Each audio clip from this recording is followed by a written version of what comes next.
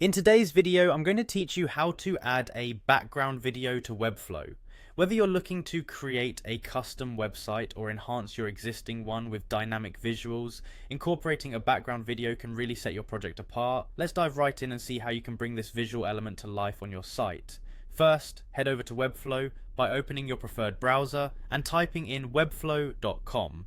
If you haven't already signed up, look for the button that says it's free to begin the registration process. You'll be presented with the option to create an account using either your email and password or by signing in with your Google account. After signing up, remember to create a strong, unique password to ensure the security of your account.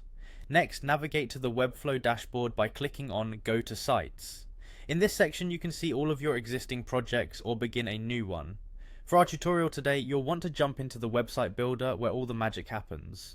On the upper left side of the panel, click Elements to explore the components you can add to your site. Here's the important bit you've been waiting for.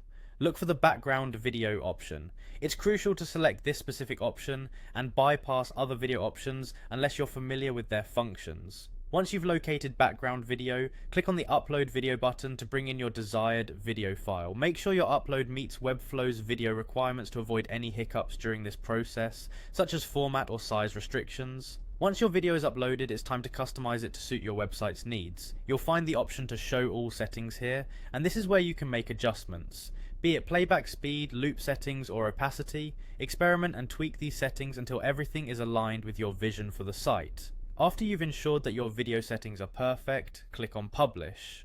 This option will bring up another prompt. Publish to selected domains.